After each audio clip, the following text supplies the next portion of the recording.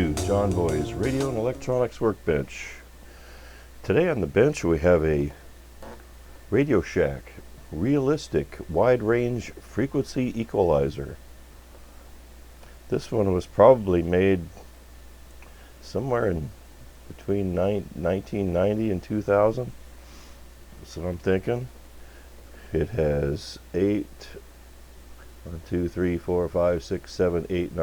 bands per channel, plus or minus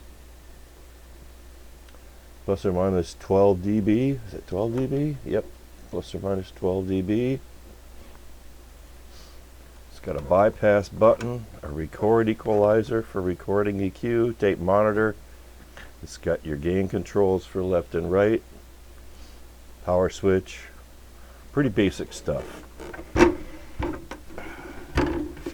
the back, we have your usual input outputs, and then an extra for the tape monitor switch that you took out here. You're going to get it back here. And this is model number 31-2000A. This is manufactured in Korea, it says, for Radio Shack, Fort Worth, Texas. So I'm going to pull the cover off. I'm going to get a little setup here so I can see if it's working. And we'll see what we got.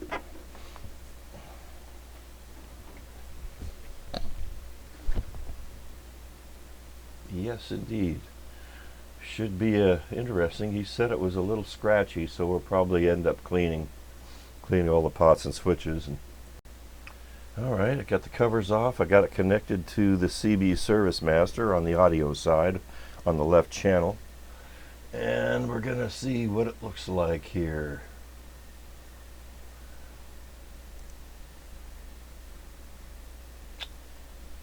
And there you go. We have a little bit jittery on the scope, but that's okay. It's not exactly triggering where I want it to be,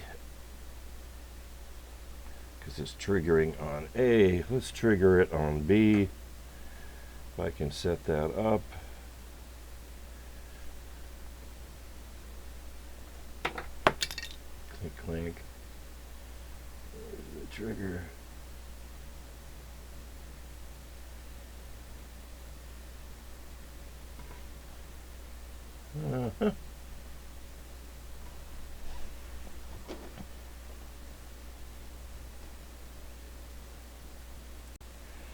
Okay, I think I got the trigger sorted out here. Nice stable waveform. A little bit of a tone going in. I think I got it set at 400 cycles right now. Jeez. Breaking stuff today. It's not fair.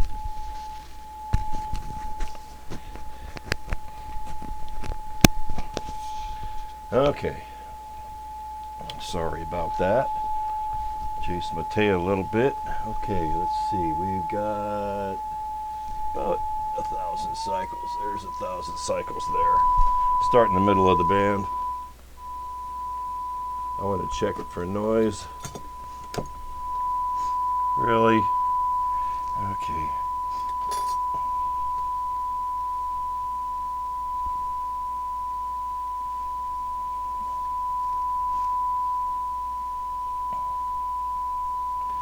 Okay.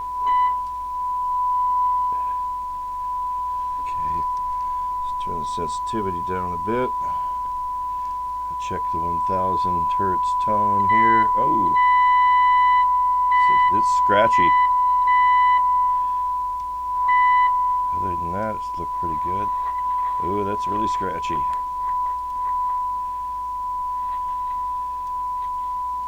And that one's good. It's a little scratchy. Let's put it on the other channel. Looks to be about the same. Ooh, it's really scratchy. Okay. That's really scratchy. Okay, let's I shall not bore you with the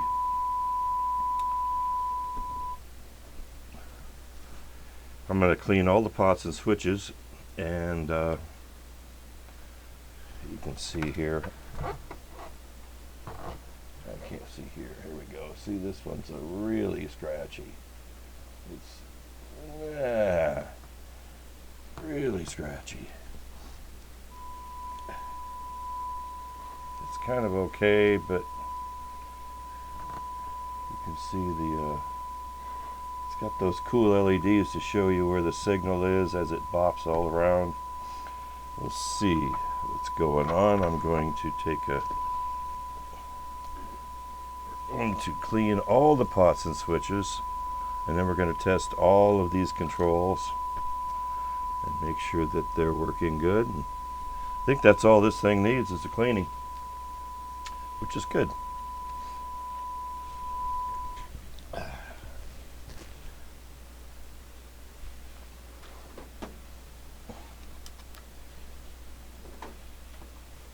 Okay, we'll go back over to the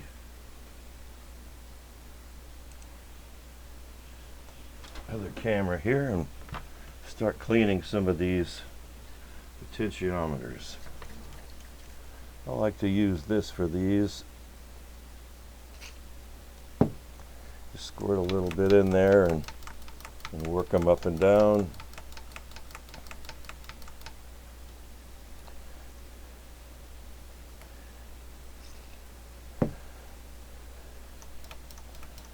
I like to use WD-40 for this because it leaves a little lubricant in there. Sometimes deoxit will wash out the stuff on these. Don't need much, just a little tiny squirtsy.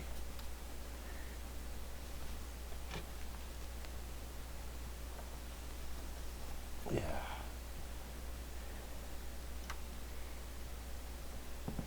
And I'm not going to bore you with me doing this whole row, so okay. Pots and switches are all set up, all done, cleaned. Now we're going to check all of the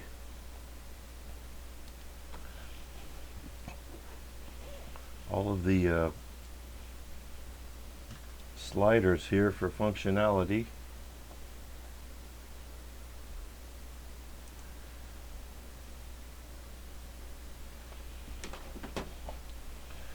We're going to start by putting the signal generator down at lower frequencies. Let's see, we got 1,000. Let's go down to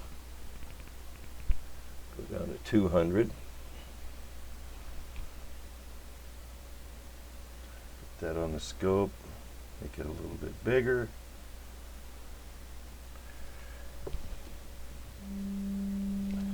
Turn up this so I can hear it a bit.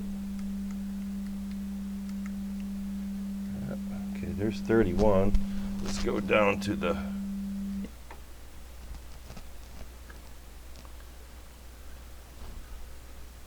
to 30. There's 30. Oh, it definitely works. Yep. There's the 30. Let's go to 60. Going up to 60. Oh, what happened? My oscillator died.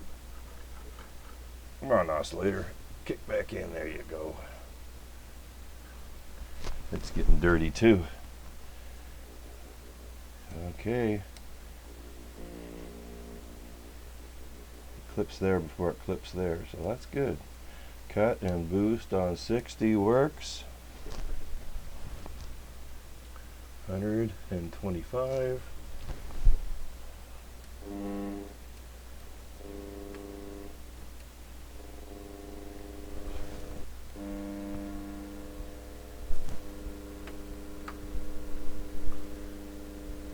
Definitely doesn't like I'm putting too high of an input into it. That's okay. I can see that it's clean. Looks good on the output like that. Pretty good. Let's go to 250.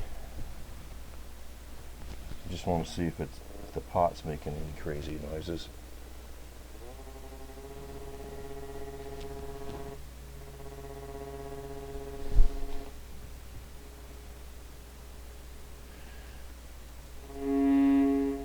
It's got lots of output.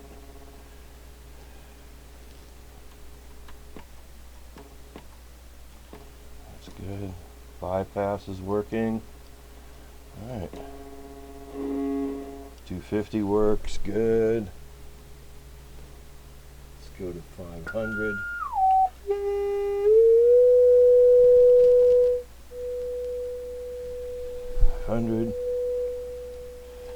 Nice. Get that out a little bit. There's 500. Let's go back to a kilohertz. We know that one worked good. Kilohertz is working fine. 2 kilohertz.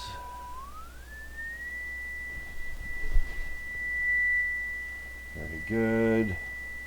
Now 4 kilohertz.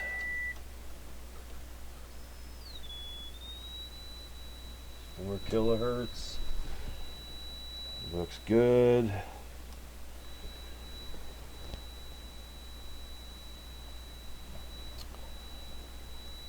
Eight kilohertz looks good. Let's go to 8 kilohertz. Can't hear that. It's 8 kilohertz. Looking good. And 16 kilohertz. The final one. 16 kilohertz. Looking good. Okay. Now I just need to do this on the other channel. And I think we're good. Just liking it. Seems to be working just fine. So, I'm not going to bore you with the other channel. Okay, I've got this all hooked up to my carver here, and I want to check to make sure this is all working right. Here's the right channel.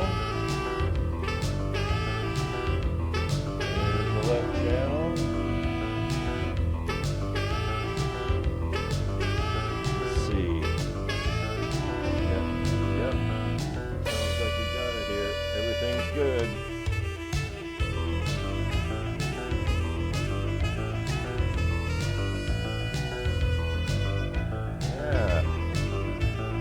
Bars is everything's working, not scratchy anymore.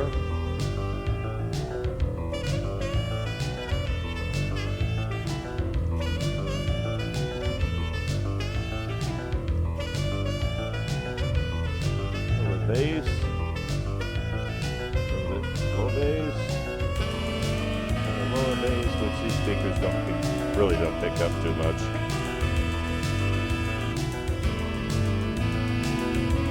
Very nice.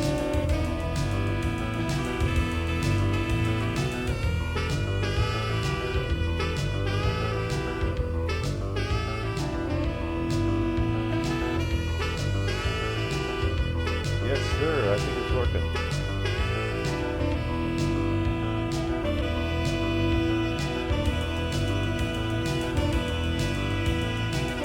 All right, well, I'm going to put a cover on this thing and button it up. Call it good.